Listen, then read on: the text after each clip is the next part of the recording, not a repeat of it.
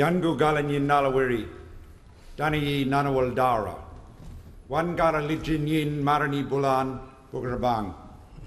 Today, Mr. Speaker, we're meeting together on Ngunnawal land, and we acknowledge and pay our respects to their elders, past and present. And we pay our deep respects to all Aboriginal and Torres Strait Islander people gathered here today, including our Aboriginal members of Parliament and all across Australia who have been the custodians of these lands and whose elders hold the knowledge of their rich and diverse cultures.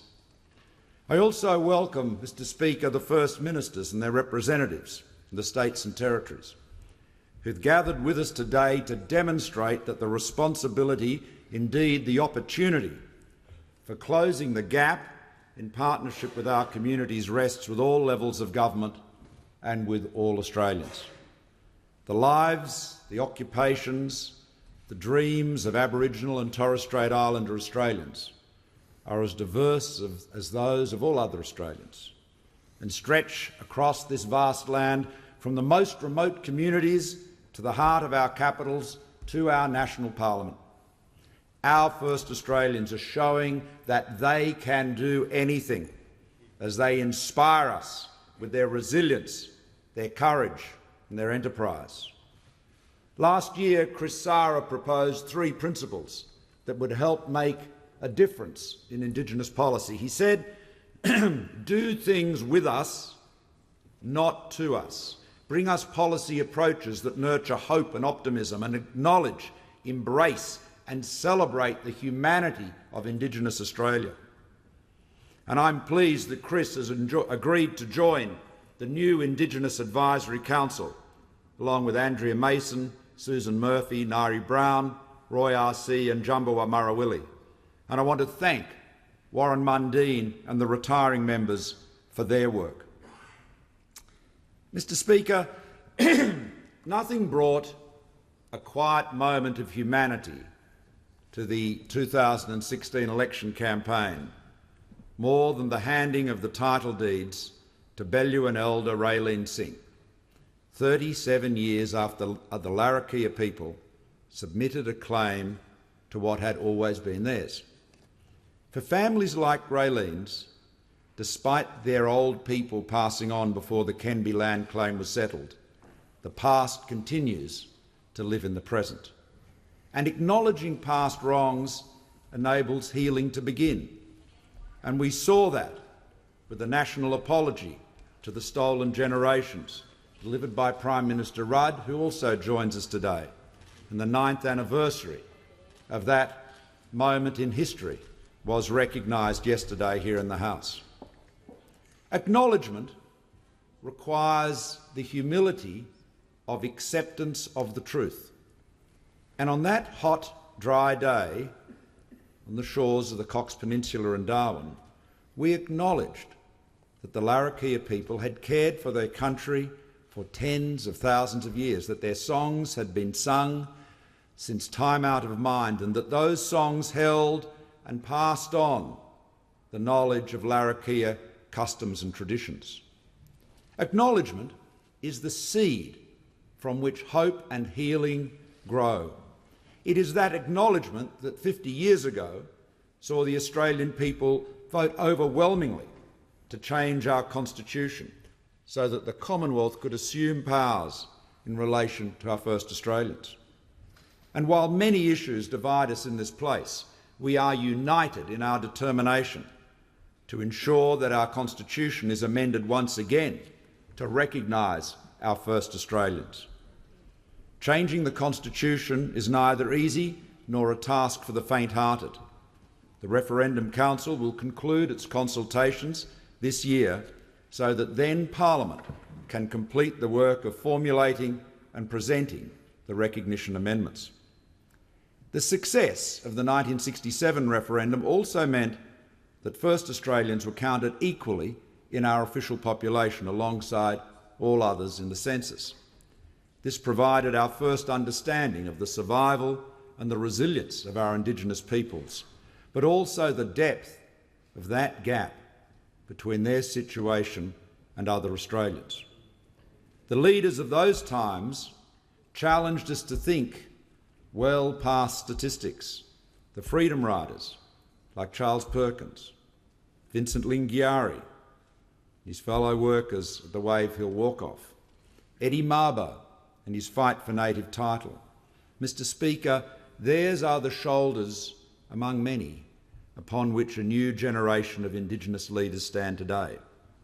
And last night, the Prime Minister's courtyard was abuzz with enthusiasm, with positivity, and the hope of leaders challenging us to think again past the statistics. Bright, determined women and men stood tall as successful people in their fields of work, proud of their heritage, anchored in their culture. And while we must accelerate progress and close the gap, we must also tell the broader story of Indigenous Australia, not of despondency and deficit, but of a relentless and determined optimism. That being an Aboriginal and Torres Strait Islander Australian means to succeed, to achieve, to have big dreams and high hopes, and to draw strength from your identity as an Indigenous person in this country. As Prime Minister, Mr. Speaker, I'll continue to tell those stories, to talk about the strengths of our first Australians. We have, among us, 5 Indigenous members of Parliament who bring the same pride, the same strength, here to the heart of our democracy. Ken Wyatt, the first Indigenous member of the House of Representatives, and now the first Indigenous minister to be appointed in a Commonwealth government. As well as Linda Burney, Senator Pat Dodson, Senator Malarndirri McCarthy and Senator Jackie Lambie. Yet even with the determination of our first Australians to create a better future, even with successive Commonwealth and state governments investing more resources, and even with tens of thousands of dedicated Australians seeking to contribute and engage, we are still not making enough progress. We've come a long way since the referendum, but we have not come far enough. Mr. Speaker, I present today to the Parliament and the people of Australia the 9th Closing the Gap report. This report demonstrates that all Australian governments have much more work to do. The proportion of Indigenous 20 to 24-year-olds who have achieved Year 12 or equivalent is 61.5%, up from 45.4% in 2008. This target is on track to halve the gap. A new target for Indigenous 4-year-olds enrolled in early childhood education is 95% by 2025. The data shows that in 2015, 87% of all Indigenous children were enrolled in early childhood education the year before full-time school. We've seen improvements in reading and numeracy for Indigenous students, but this target is not on track. Last year, 640 more children needed to read at the Year 3 benchmark to halve the gap. This year, that figure is around 440. The literacy gap is narrowing and achievable, and through the individualised learning plans agreed at COAG, First Ministers have committed to improve these results. The national school attendance target is also not on track. Around 20% of the gap in school performance between Indigenous and non-Indigenous students can be explained by poor attendance. But there are examples of real progress with families and communities. In the Anangu Pitjantjatjara Yakanjara lands, the APY lands, Principal Matt Green spoke to me of the fierce rivalry in community football. But he said he was more interested and focused on the fierce rivalry to attain school attendance targets. And with the help of our remote school attendance strategy, championed by Minister Nigel Scullion, Matt is driving cultural change in Freegon. The strategy is working. RSAS schools showed a higher attendance rate in 2016 compared to 2013. We have made great gains in improving the key factors that influence the health of Indigenous children, but we are also reminded of the fragility of life and the heavy burden of responsibility of families, communities and governments. I'm very saddened and disappointed that the target to halve the gap in Indigenous child mortality is not on track, with the 2015 data being just outside the target. We must redouble our efforts to reduce smoking rates during pregnancy, continue to improve immunisation rates, lift rates of antenatal care, reduce fetal trauma and keep our children safe. Rates of attending antenatal care in the important first trimester are highest in outer regional and lowest in major cities. Ken Wyatt is the Minister for Indigenous Health, a field in which he has had many decades of experience. Will work wisely and collaboratively with our state and territory counterparts and the community health sector to get this target back on track. We've seen improvements in reducing mortality from chronic diseases. However, the mortality rates from cancer are rising. The overall mortality rate has declined by 15% since 1998, and life expectancy is increasing. However, it is not accelerating at the pace it should, and therefore, as in previous years, this target is not on track. The employment target is not on track either, but 57.5% of those living in major cities are employed. 5,000 Indigenous job seekers have been placed into real jobs through our vocational training and employment centre network. Almost 500 Indigenous businesses were awarded more than $284 million in Commonwealth contracts thanks to our Indigenous procurement policy. And I want to thank state and territory governments for agreeing to explore similar procurement policies to help the Indigenous business sector thrive. Mr. Speaker, a telling point, the data tells us there is no employment gap between Indigenous Australians and non-Indigenous Australians with a university degree. Reminder of the central importance of education. If we look at the long-term intergenerational trends, we see that Indigenous life expectancy is increasing, babies are being born healthier, more people are studying and gaining post-school qualifications, and those adults are participating in work. These are achievements that families, elders, communities can be proud of. But incarceration rates and rates of child protection are too high. 63% of Indigenous people incarcerated last year were in prison for violent offences and offences that cause harm. Central to reducing incarceration is reducing the violence and, of course, protecting the victims of violence. Our third action plan to reduce violence against women and children includes measures to support Indigenous victims and stop the cycle of reoffending. Our Prison to Work report, commissioned in last year's Closing the Gap speech, has since been delivered and adopted by COAG. Working in partnership with Kuku-Yalanji man Jeremy Donovan, we've gained important insights into the cycle of incarceration. In response, COAG agreed to better coordination of government services, especially in prison training and rehabilitation, employment, health and social services. Mr. Speaker, children should always be treated humanely, with love, and especially when they are in custody. The confronting and appalling images of children shackled and in spit hoods shocked our nation, and as Prime Minister I acted swiftly. While the work of the Royal Commission into Juvenile Justice and Child Protection continues, governments across Australia are taking steps to ensure children are always treated appropriately. To provide independent oversight, my government will ratify the optional protocol to the Convention Against Torture, and I'm pleased to inform the House that Bunaba woman June Oscar AO has been appointed Aboriginal and Torres Strait Islander Social Justice Commissioner, the first woman to take on this role. June brings tremendous knowledge and has been a formidable campaigner against alcohol abuse, shining a light on the devastating consequences of fetal alcohol spectrum disorder. Mr. Speaker, the issues are complex, and as we know, the solutions are not simple. Indigenous affairs is an intricate public policy area. It requires uncompromised collaboration with Indigenous people and national leadership. It needs buy-in from states, communities and, most importantly, families.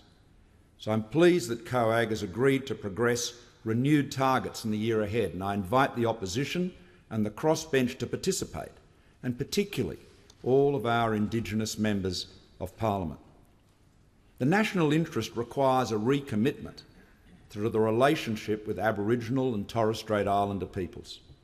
But there can be no relationship without partnership, and there can be no partnership without participation. And we heard that very eloquently this morning at the Redfern Statement breakfast. Mr. Speaker, I firmly believe that people must be involved in the process in order to be engaged in the outcomes. It has to be a shared endeavour. Greater empowerment of local communities will deliver the shared outcomes we all seek. So, my government is reforming the way the Indigenous Affairs portfolio operates, moving from transactional government to enablement, from paying for services to linking funding to outcomes, and from a one-size-fits-all mindset for program design to local solutions. Indigenous families and communities must be at the centre of this approach. We have started the journey. There's much more work to do. I welcome Professor Ian Anderson into my department, who will play an important role in leading this new way of working, along with people like Anne-Marie Roberts, who leads a team of passionate and committed staff working in communities across the nation. The Indigenous-led Empowered Communities model is now in 8 regions across the country. I met their leaders last month, and it's clear that this approach is generating strong Indigenous governance and empowering Indigenous people to partner with government and companies. These models and others, such as Murdy Parky in Western New South Wales and Seduna in South Australia, are being driven by local Indigenous leaders.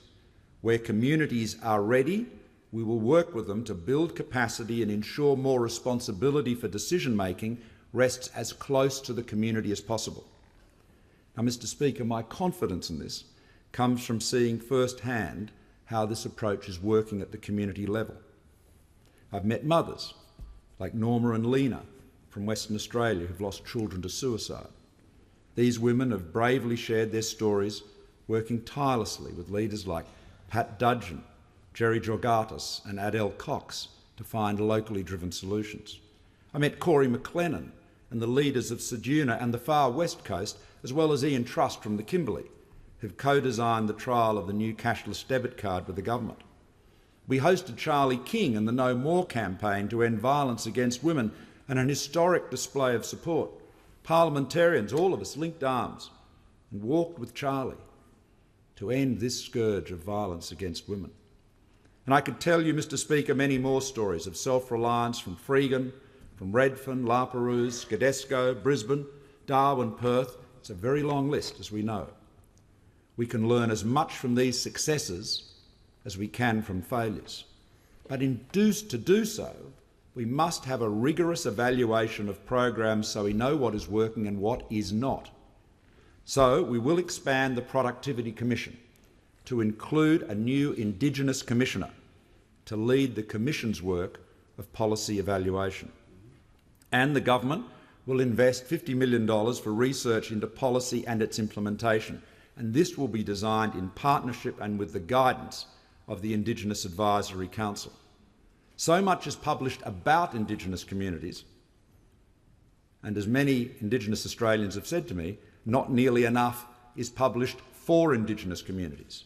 So the data and the research we have and the evidence we need to build will be made available to Indigenous communities to empower leadership and support community-led programs. It will assist government in its next phase of closing the gap, which must focus on regional action and outcomes. Mr. Speaker, I ask that we give credit to the quiet achievers, the Indigenous people who are working in the front line of family violence, who are enabling people with disabilities to gain the services they need, who are starting businesses, employing others, innovating, all people who've expressed their deep desire to work together as committed Australians. And I ask that you seek out people like those I had the honour of addressing last night. Every day, Indigenous Australians achieving extraordinary things, like the Kongs, a family of first. Marilyn and Marlene were the first Indigenous medical graduates from Sydney University. Marlene became a GP and public health expert. Marilyn became the first Indigenous obstetrician, and their brother Kelvin, the first Indigenous surgeon in Australia. I ask that we share these stories and those of the entrepreneurs, lawyers, scientists, teachers, nurses, servicemen and women, social workers, writers, accountants, public servants, ministers, members and senators. Again, their callings and achievements as diverse, as magnificent, as inspiring as those of other Australians. Let us tell the stories of Indigenous achievement and hard work, because those stories are true markers of progress. They inspire and encourage, and they make a difference. This Parliament, Mr. Speaker, has the opportunity, using the knowledge and wisdom of Indigenous people, to embark on a new approach to closing the gap on Indigenous disadvantage. My government will not shy away from our responsibility, and we will uphold the priorities of education, employment, health and the right of all people to be safe from family violence. We'll not waver in our quest to achieve these outcomes, but we will have the humility to admit that we must travel this road together with open hearts and a determination to ensure that our first Australians and all Australians will be able here, more than anywhere, to be their best and realise their dreams. Yeah.